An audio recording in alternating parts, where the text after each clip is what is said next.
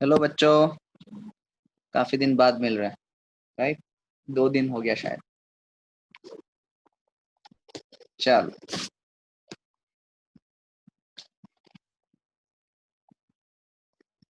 Good evening बेटा, good evening Anshuman.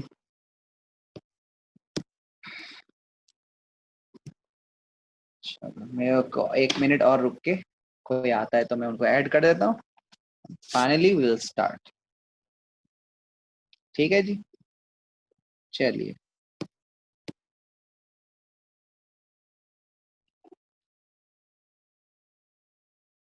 हम्म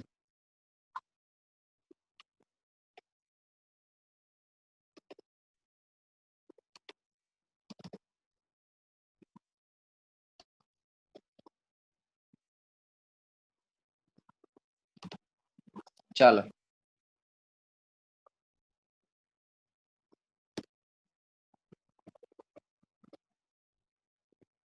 good evening Priyasha, good evening. चलो, तो हम लोग वी वर स्टडिंग अबाउट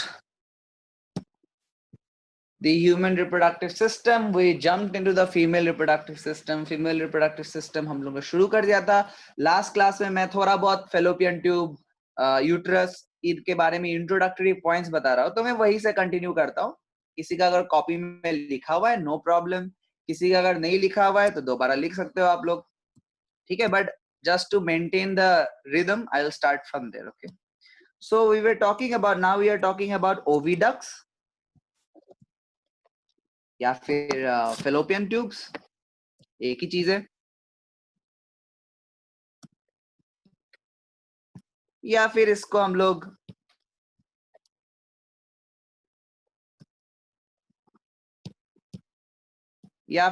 लोग यूट्राइन ट्यूब्स भी कहते हैं, है ना। Is the one and the same thing.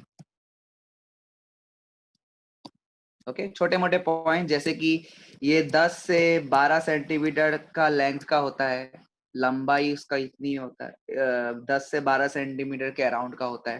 ठीक है, okay.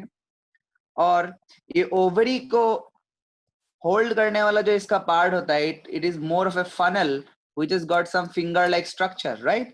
And this funnel like structure के लिए हम लोग वर्ड यूज करते हैं infundibulum। funnel like structure, funnel देखा होगा तुम लोग ने, केमिस्ट्री लैब में देखा होगा, केरोसिन डाल के भी देते हैं ना ऐसा funnel like। तो ये स्ट्रक्चर भी ऐसा ही होता है, राइट? ये स्ट्रक्चर भी कुछ ऐसा ही होता है।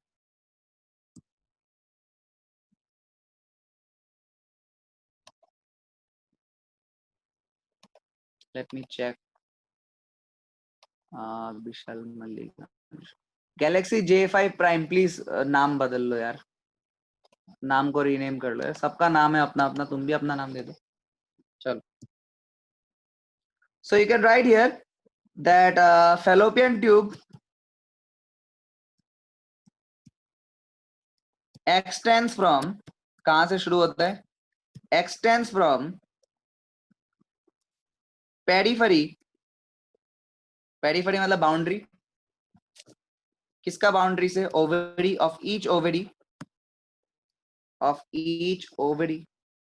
और कहां तक कंटिन्यू होता है? Up to the uterus. देखो, ये ओवरी है, ओवरी का ये बाउंड्री है, यहाँ पे फेलोपियन ट्यूब का ये इनफंडिबुलम हिस्सा with the finger like projection, it will continue up to the uterus. इधर यूट्रस होगा, हाँ, इस side uterus.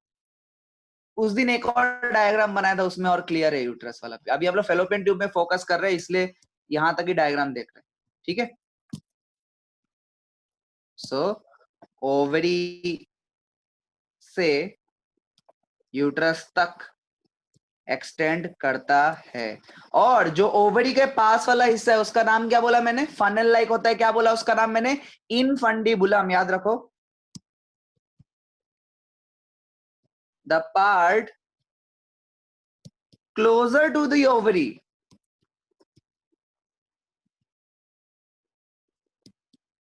Funnel shaped infundibulum. Funnel shape, इसको फनल शेप कहते हैं, फनल शेप इनफंडिबुलम। ठीक है जी, फनल शेप इनफंडिबुलम।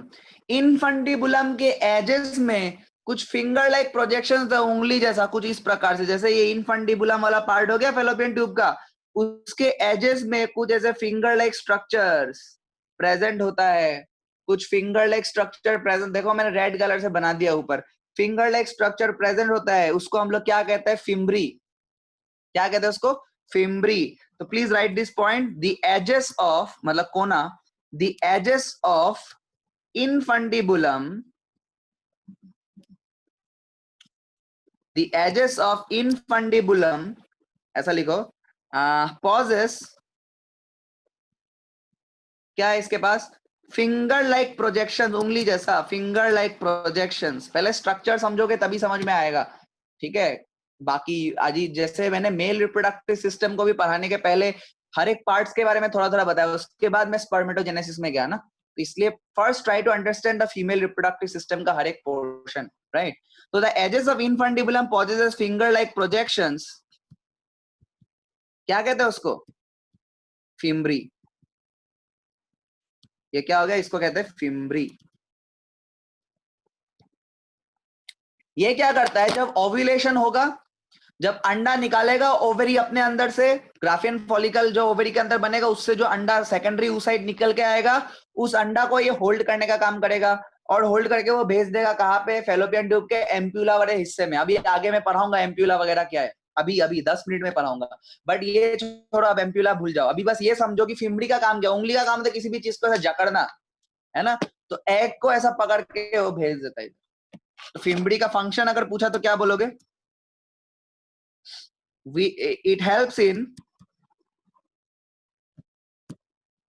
ऐसा लिखो, कलेक्शन ऑफ, कलेक्ट करना, तो collection of ovum after ovulation, ovulation के बाद, ओव्यूलेशन के बाद जब अंडा निकलेगा, हर मंथ निकलेगा, तो ये फिम्बरी जो है वही पकड़ के फेलोपियन ट्यूब के किस हिस्से में लेके, बता रहा हूं, बता थोड़ा रुक, अभी आता है वो बात जहां पे वो ओवम आता है। हाँ, ये इनफंडिबुलम है, जैसे कि ये इनफंडिबुलम है, this is the infundibulum, fimbriae थोड़ा सा यहाँ पे वाइडर ब्रॉडर पार्ट है, और फिर वो पतला होता जाता है, ठीक है। जैसे कि ये पार्ट देखो पतला, और इधर यूट्रस है, चलो ठीक है, यूट्रस के साथ ही इधर, इधर ओवरी है, देखो ओवरी फिम्बरी के पास, थोड़ा अच्छे से बना देता ताकि तुम लोगों को कंफ्यूजन ना हो, एक सेकंड रुक जाओ, है ना, funnel like infundibulum, this is the funnel like infundibulum,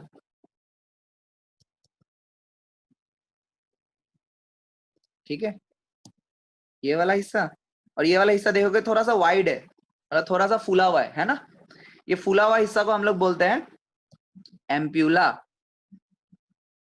फूला हुआ हिस्सा को हम लोग क्या बोलते हैं, एम्प्यूला, और ये पतला सा जो हिस्सा है ये वाला, इसको कहते हैं इस्थमस। ये पूरा फेलोपियन ट्यूब है बच्चों, फेलोपियन ट्यूब ये पूरा है,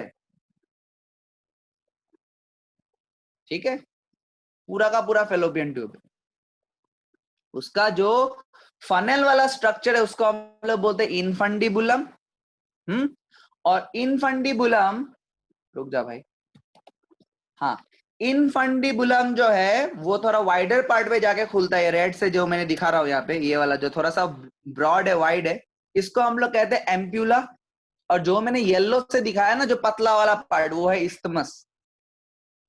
अंडा को ये यहाँ से जब वो एग को सेकेंडरी ऊसाइड को छोड़ेगा, फिम्बरी इसको पकड़ के इसको एम्प्यूलरी रीजन में छोड़ेगा।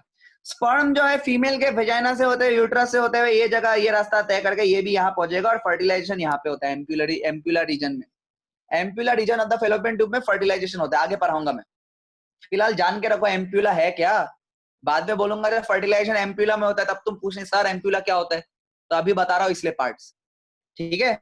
सो ये वाला पॉइंट लिखो, क्या है ये पॉइंट, कि जो इनफंडिबुलम है उसका फेलोपियन ट्यूब का ही पार्ट है भाई, फेलोपियन ट्यूब का ही पार्ट है इनफंडिबुलम, पूरा का पूरा फेलोपियन ट्यूब है। जैसे ये पूरा का पूरा बोतल है, ये इसका ढक्कन हो गया, फिर इधर में थोड़ा सा तुमको दिख रहा होगा थोड़ा पतला पार्ट है, फिर ब्रॉड पार्ट है, वैसे ही यहाँ पे भी funnel like structure leads to a broader part, then leads to a patla part, जो ब्रॉडर पार्ट है उसको बोलते हैं जो फनल लाइक है उसको हम लोग बोलते हैं इनफंडिबुलम। उसके पास उंगली लाइक स्ट्रक्चर होता है जिसको फिमरी बोलते हैं। वो इनफंडिबुलम कंटिन्यू होता है एक थोड़ा ब्रॉडर पार्ट में जिसको हम लोग बोलते हैं एम्प्यूला। एम्प्यूला पतला पार्ट में कंटिन्यू होता है जिसको हम लोग बोलते हैं, क्या बोलते हैं, इस्थमस। और उसके बाद तो यूट्रस आ गया, वो तो दूसरा ऑर्गन हो गया। ठीक है, तो the infundibulum leads to a wider part. What do we call this? Ampulla. कहीं भी वाइडर पार्ट सुनोगे, मैंने वास्ट डिफरेंस में भी बोला था, वास्ट डिफरेंस पतला सा ट्यूब जो टेस्टिस के पीछे से निकलता है, वो यूरिनरी ब्लैडर के ऊपर लूप करता है और थोड़ा वाइडर पार्ट में खुलता है, उसको भी मैंने एम्प्यूला नाम दिया था, समझ रहे हो? लेकिन वो मेल में था, अभी ये फीमेल में है। वास्ट डिफरेंस का जो खुला हुआ ब्रॉडर पार्ट है उसको हम लोग क्या बोलते हैं, क्या बोलते हैं उसको? एम्प्यूला बोलते हैं। वैसे ही फेलोपियन ट्यूब में जो खुला हुआ पार्ट है, थोड़ा सा ब्रॉडर पार्ट है, वाइडर पार्ट है, उसको क्या बोलते हैं? एम्प्यूला ही बोलते हैं। ठीक है, सेम। और जो लास्ट पार्ट है, लास्ट पार्ट ऑफ ओविडक्ट या फेलोपियन ट्यूब, उसका नाम क्या है? पतला सा, वो क्या है? इस्थमस। ठीक है, और यही जाके लास्ट में यूट्रस में ज्वाइन करता है, ज्वाइंस द, मैंने दिखा था लास्ट में यूट्रस है, joins the uterus. Okay, please note this down. What did I say? The infundibulum leads to a wider part that is known as ampulla, and the last part of the fallopian tube is a patla wala that is known as isthmus. And isthmus से जा करके कहाँ join करते हैं? कहाँ join करते हैं? Uterus. ठीक है, चलो, अब ये था फेलोपियन ट्यूब के बारे में। अब इसका फंक्शन क्या क्या है, एक आध तो तुमको पता चल ही गया होगा। फंक्शन क्या क्या है? पहला मैंने ऑलरेडी बताया कि ओवा जो एग को छोड़ेगा उसको फिम्बरी लेके आएगा, जो कि फेलोपियन ट्यूब का ही पार्ट है। तो पहला फंक्शन जो it is to receive the ova, या फिर उसाइड बोलो, या फिर एग बोलो, सब राम बोलो, अल्लाह बोलो, जीसस बोलो, receive the ovum from ovary, right. दूसरा, ये ओवम जो है कहाँ पे फर्टिलाइजेशन होता है इसका? एम्प्यूला वाले रीजन में। ये मैंने अभी अभी थोड़े टाइम पहले बताया था, फर्टिलाइजेशन में दोबारा बताऊंगा। ठीक है, तो फर्टिलाइजेशन भी कहाँ पे हो रहा है? एम्प्यूला वाला हिस्सा। एम्प्यूला भी किसका हिस्सा है? फेलोपियन ट्यूब का हिस्सा है। तो तुम बोल सकते हो ना फेलोपियन ट्यूब में फर्टिलाइजेशन हो रहा है। हाँ, स्पेसिफिक अगर पूछू कहाँ पे, तो तुम बोलोगे ampulla, but still I can write in the function. लिखो फर्टिलाइजेशन टेक्स प्लेस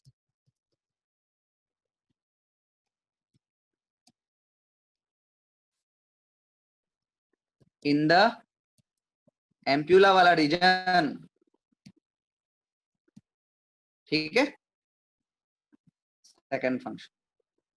ठीक है, अभी स्पर्म जो है, स्पर्म जब देखो, स्पर्म जब सर्विक्स में पहुंचेगा, वेजाइना से सर्विक्स में पहुंचेगा, फिर यूट्रस पहुंचेगा, फिर फेलोपियन ट्यूब के तरफ जाएगा, वो भी एम्प्यूला के पास ही जाना चाहेगा ना, क्योंकि एम्प्यूला में ही एग रुका हुआ है, एग उसका वेट कर रहा है कि मुझे फर्टिलाइज करो।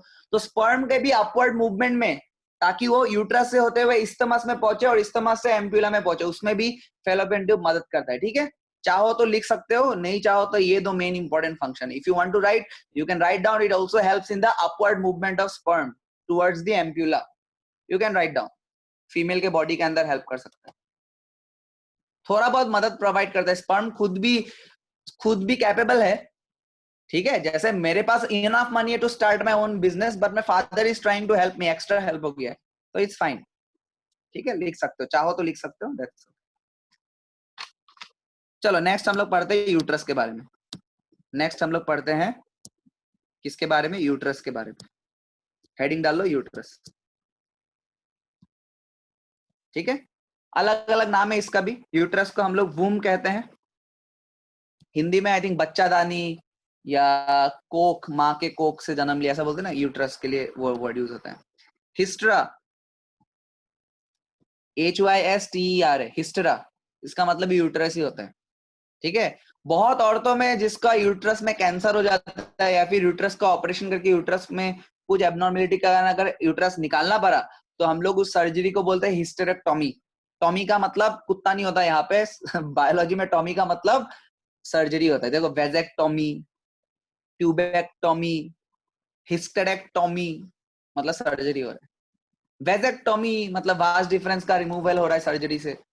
ट्यूबेक्टोमी मतलब फेलोपियन ट्यूब का रिमूवल हो रहा है, या फिर काट, जो भी होता है बाद में बताऊंगा मैं, काट के बांध देते हैं, ठीक है। रिमूवल 100% रिमूवल नहीं होता उसमें, बाद में I will tell you in detail later. Uterus में, अगर यूट्रस में कैंसर हो गया, will have to completely remove the uterus, that is known as hysterectomy, ठीक है।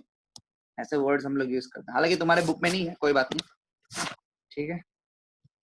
यूट्रस कितना मौजूद होता है फीमेल के बॉडी में? एक। फेलोपियन ट्यूब दो है, हाँ, फेलोपियन ट्यूब दो है। राइट ओवरी के साथ एक कनेक्शन है और लेफ्ट ओवरी के साथ एक कनेक्शन है।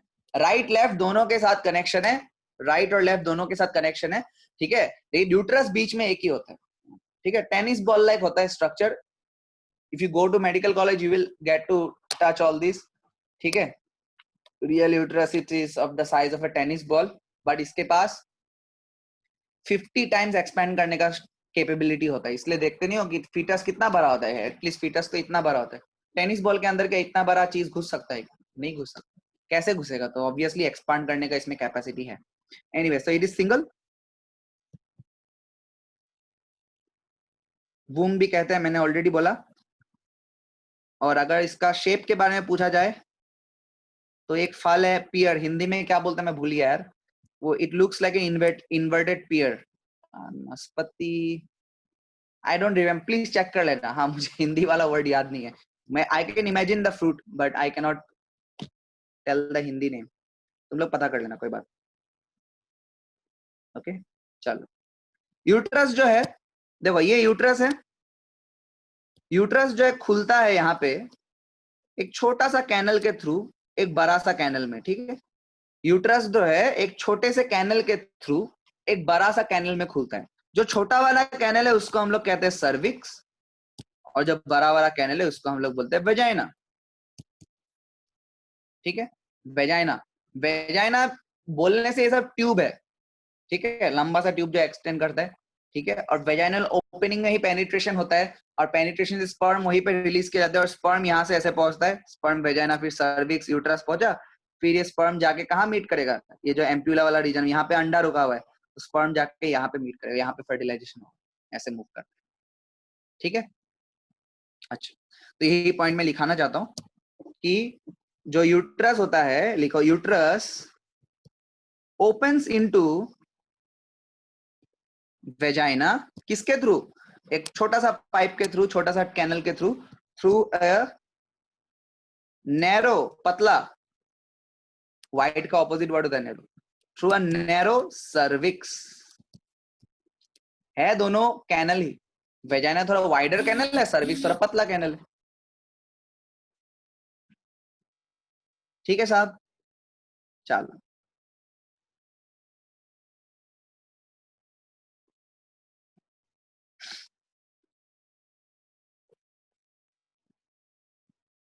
एक और बात, देखो मैंने बोला ये यूट्रस है, ठीक है भाई।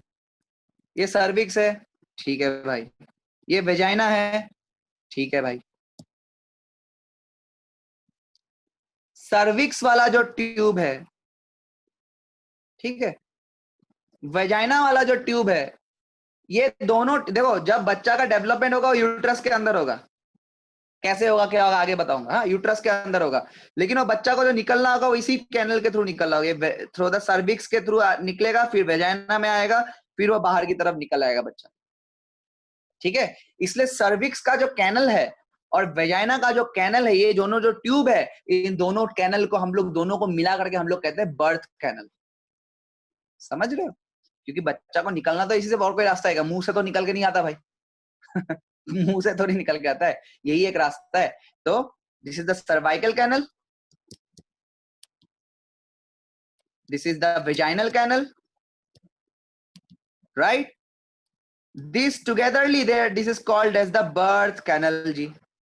Please remember that birth canal का मतलब है cervical canal plus vaginal canal। लिख लो अपने कॉपी में, cervical canal plus vaginal canal या vagina। ठीक है जी, चलिए आगे बढ़ते हैं।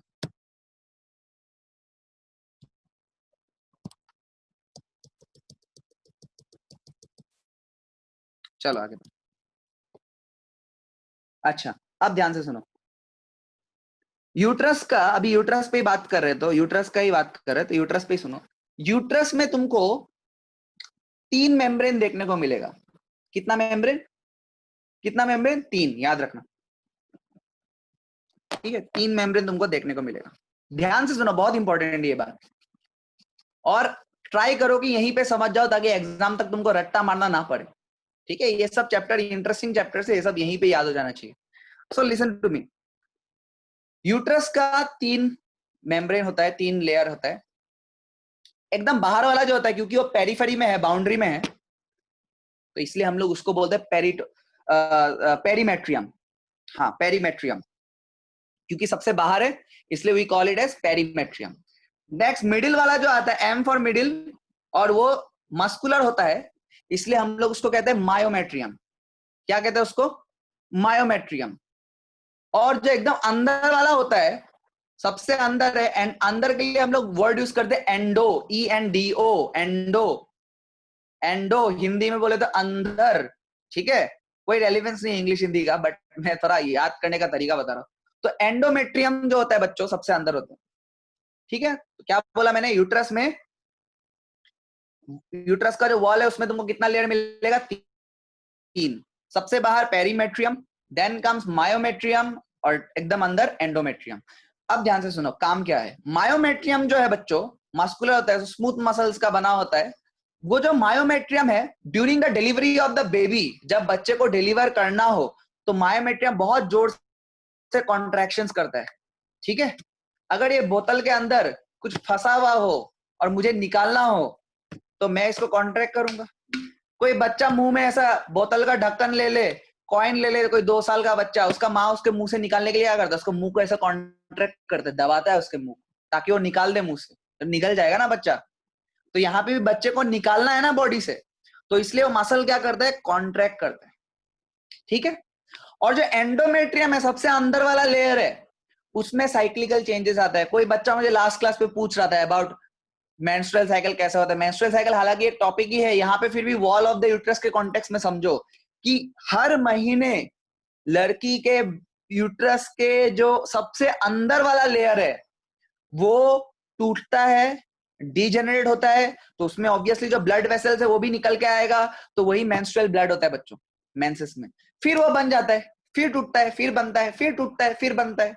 हर महीने ये काम होता है, पूरा कंटिन्यूअस प्रोसेस चलता है। जिस समय ब्लीडिंग चल रहा है, मतलब एंडोमेट्रियम टूट चुका है, निकलने वाला है, फिर ब्लीडिंग खत्म होता है, एंडोमेट्रियम दोबारा बन रहा है, बन रहा है, बन रहा है, बन रहा है, लास्ट के तरफ फिर कंप्लीट बन जाएगा, फिर टूटेगा नेक्स्ट महीने के लिए, फिर बनेगा, बनेगा, फिर टूटेगा, फिर बनेगा, बनेगा। यही काम चलता रहता है। समझ में आ रहा है बात? तो यही पॉइंट मुझे लिखाना था, अभी फिलहाल लिखो। और एंडोमेट्रियम के बारे में हम लोग मेंस्ट्रुअल साइकिल में पढ़ेंगे, मायोमेट्रियम के बारे में हम लोग डिलीवरी के टाइम जब हम लोग पर्चुरेशन टॉपिक पढ़ेंगे, तब I will repeat that topic again, but for now please have the general information, right? चलो लेट्स राइट नाउ। लिखो, द वॉल ऑफ यूट्रस क्या होता है बच्चों? The wall of uterus has 3 layers. कितना लेयर? 3। पेरीमेट्रियम सबसे बाहर, मायोमेट्रियम बीच में, और सबसे अंदर का है। नहीं बेटा, फर्टिलाइजेशन के बाद नहीं टूट सकता, क्योंकि फर्टिलाइजेशन के बाद प्रेगनेंसी मेंटेन रहता है बिकॉज ऑफ कॉर्पस ल्यूटियम। आगे पढ़ाया जाएगा। ठीक है, प्रोजेस्टेरॉन रहता है, कॉर्पस ल्यूटियम डीजेनरेट नहीं करता, नया से पीरियड्स, प्रेगनेंसी के बाद कभी भी मेंस्ट्रुअल साइकिल नहीं होता, ब्लीडिंग नहीं होता। ठीक है, थोड़ा बहुत स्पॉट वगैरह हो सकता है, या फिर एक्टोपिक प्रेगनेंसी जो अलग टॉपिक है, तुम्हारे सिलेबस में है नहीं, वो ब्लीडिंग होना थोड़ा वो अलग प्रॉब्लमेटिक चीज है। बट यूजुअली यूजुअली प्रेगनेंसी के दौरान ब्लीडिंग नहीं होता, एंडोमेट्रियम का लाइनिंग नहीं टूटेगा। ठीक है सूरज बेटा, चलो एंडोमेट्रियम। पेरीमेट्रियम जो है, it is the external layer, myometrium middle muscular layer, endometrium सबसे अंदर वाला इनर लेयर। ओके, चलिए, या इनर मोस्ट।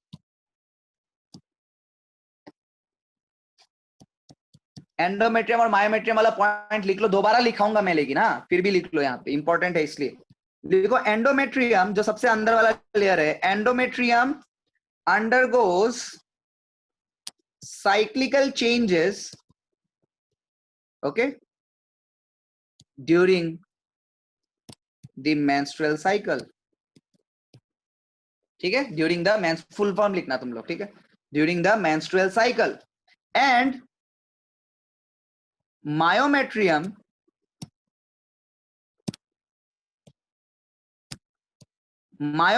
जो बीच वाला लेयर है, exhibits strong contractions. कब? जब बच्चे को डिलीवर करना. Contractions during delivery of baby. और भी क्या कारण होता है कॉन्ट्रैक्शंस का, आगे पढ़ाया जाएगा आप लोगों को, ठीक है. फिलहाल यहीं पे बातें करते हैं, ठीक है. चलो अब फंक्शन की बात करते चलो. Functions of uterus. यूट्रस का काम क्या है? जो बच्चा बनेगा, जो एम्ब्रायो बनेगा, वो धसेगा कहाँ पे? यूट्रस के अंदर. मतलब इम्प्लांटेशन कहाँ होता है? यूट्रस के अंदर, जिसके बारे में इम्प्लांटेशन और पर्चुरेशन में पढ़ेंगे हम लोग वैसे भी. तो स्टिल हमको ये तो मालूम है ना कि बच्चा जो है वो यूट्रस के अंदर ही धसता है, वहीं पे भरा होता है वो. So first point is implantation. Function में लिखना पहला, इम्प्लांटेशन ऑफ एम्ब्रायो यूट्रस में होता है. हाँ. दूसरा, feeding of developing embryo. Obviously वहीं पे रह रहा है तो उसका खाना पीना सब कौन देखेगा, कौन देखभाल करेगा? जहां पे वही, ठीक है. फिर अभी अभी मैंने पढ़ाया कि जब डिलीवरी होना होता है, labour for delivery, myometrium contract करता है, जो कि यूट्रस का ही लेयर. और नॉन प्रेग्नेंट लेडीज में मेंस्ट्रुएशन कराना, वो भी किसका काम है? यूट्रस का इनर लेयर का ही काम है. So these are the four functions of uterus. Now let me write it number 3, number 4. Please write it down. First, I talked about implantation. Second, I talk about the feeding of the developing embryo. Third is the labor or the delivery. And last is the menstruation in non-pregnant ladies. उसमें भी endometrium की lining ही टूटा, जो कि uterus की lining. ठीक है जी. चलो next, heading the vagina. We'll talk about vagina now. We'll talk about vagina. ठीक है. ये इलास्टिक नेचर का होता है, खींच सकता है. इलास्टिक नेचर का होता है, ट्यूब होता है, मैंने दिखाया भी था, ट्यूब होता है. ओके. कहाँ मिलता है ये?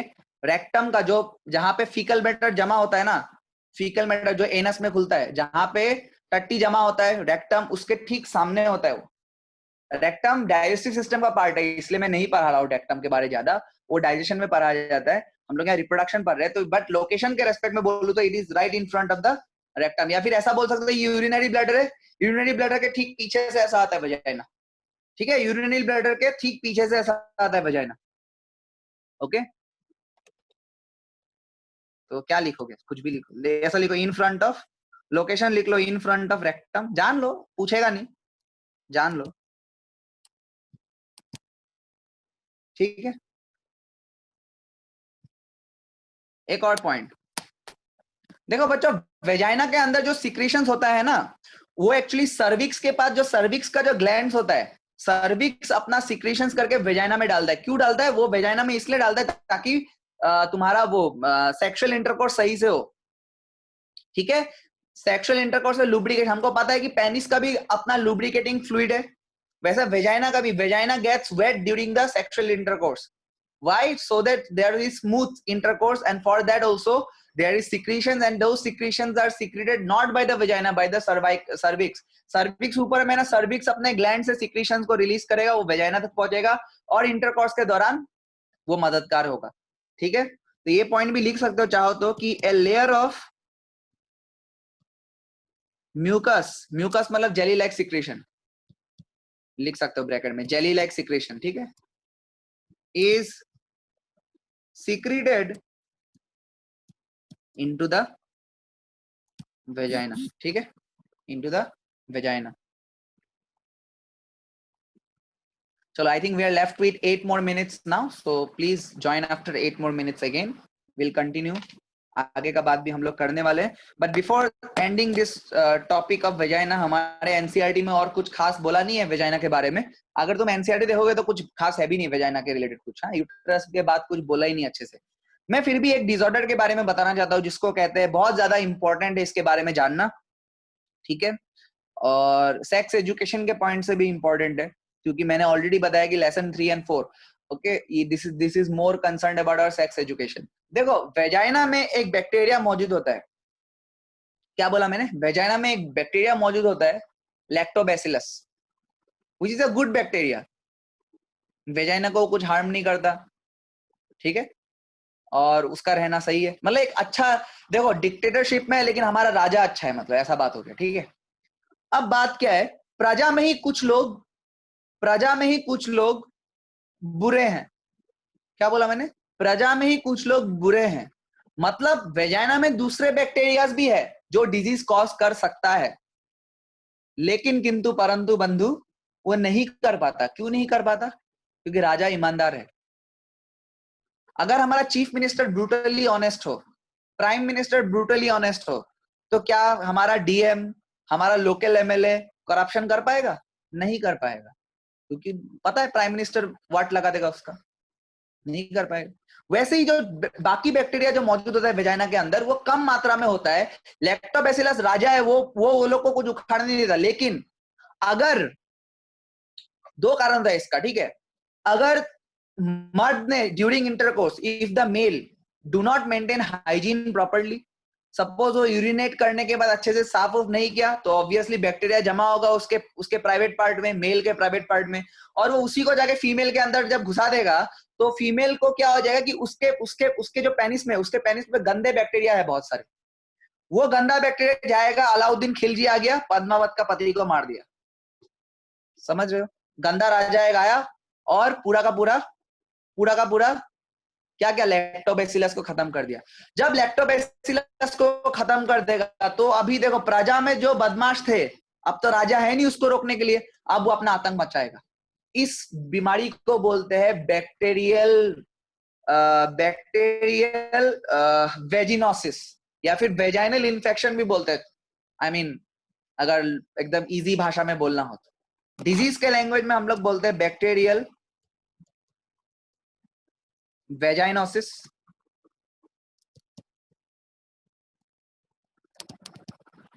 या फिर इन्फेक्शन भी बोल सकते हो, वेजाइनल इन्फेक्शन भी बोल सकते हो.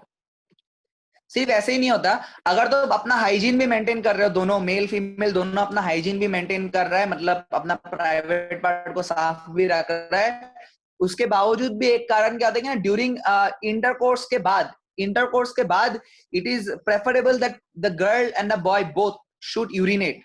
क्यों? क्योंकि यूरिन में एसिड मौजूद होता है ना, उस एसिड से अगर ट्रैक में अगर कुछ खराब बैक्टीरिया वगैरह है ना, वो मर सकता है.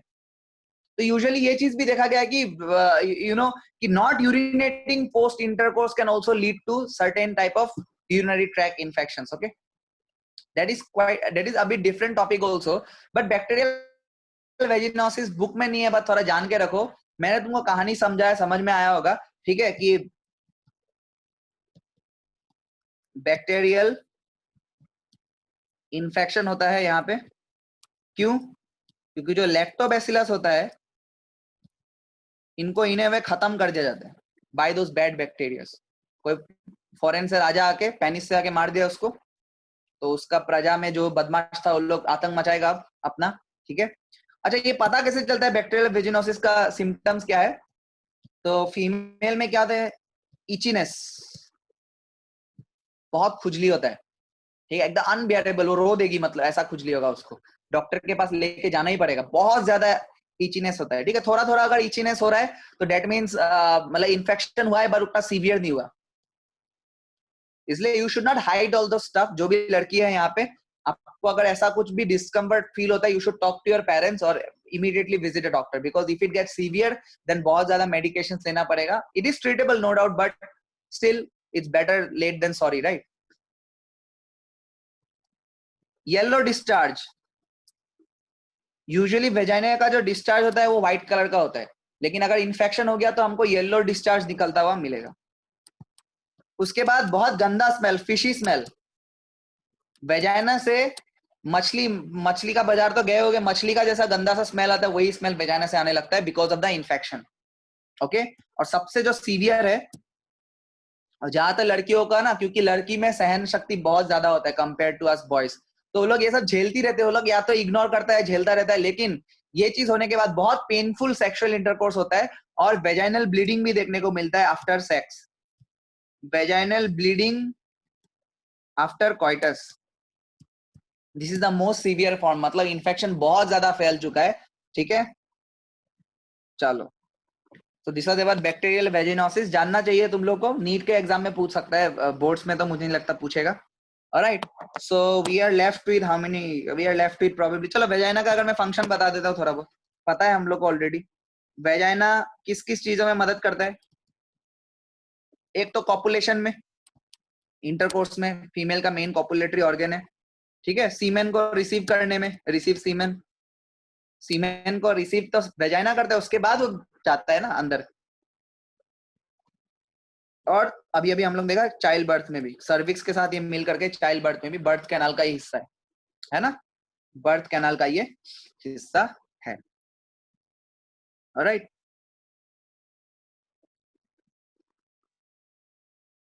चलो, अब हम लोग थोड़ा बहुत फीमेल एक्सटर्नल जेनिटेलिया की बात करेंगे, उसके बाद हम लोग मेमोरी ग्लैंड की बात करेंगे। I think we are left with 1 minute, तो मैं यहीं पे रुकता हूँ। उसके बाद 1 मिनट 1.5 मिनट रुको, उसके बाद हम लोग दोबारा ज्वाइन करके फिर से हम लोग पढ़ाई करेंगे। ठीक है, मेमोरी ग्लैंड के बाद हम लोग oogenesis देख लेंगे। ठीक है, फीमेल का oogenesis, स्पर्मेटोजेनेसिस समझ में आया तो oogenesis बिल्कुल सेम है, बहुत खास कुछ डिफरेंस नहीं है, जो जो डिफरेंस है मैं बता दूंगा।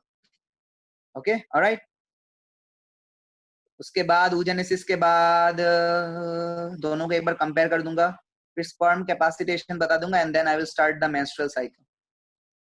ठीक है, आज जितना होता है हम लोग करेंगे।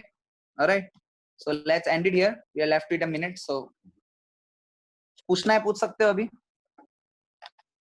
otherwise you guys have to join again, you guys have to join again.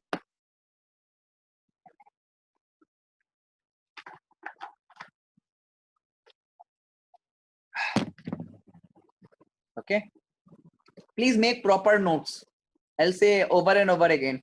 ठीक है, ऐसा सुन के समझ के जो नोट्स बनाते हो ना तुम लोग, वो ज्यादा टाइम तक याद रहता है, rather than if I provide you PDFs and everything. हालांकि पीडीएफ्स प्रोवाइड करने के लिए मेरे पास अभी वो भी है नहीं जो मैं प्रोवाइड कर पाऊँ। ठीक है, पहले मेरे पास था एक बंदा जो प्रोवाइड कर रहा था, so don't worry about it, still write your own notes that you will understand better. Doubts के लिए तो मैं हूँ, you can ask away your doubts. Alright,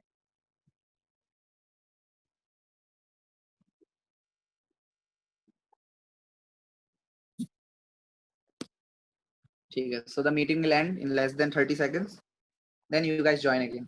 फिर हम लोग फीमेल एक्सटर्नल जेनिटलिया की बात करेंगे, जो हम लोग बाहर से देख पाते हैं, वल्वा, ठीक है, फिर हाइमेन, क्लाइटोरिस, ये सब, और लिखा भी दूंगा। मैंने बोला था ना लास्ट टाइम, मैंने दिखाया था एक डायग्राम, बट मैंने लिखा नहीं था,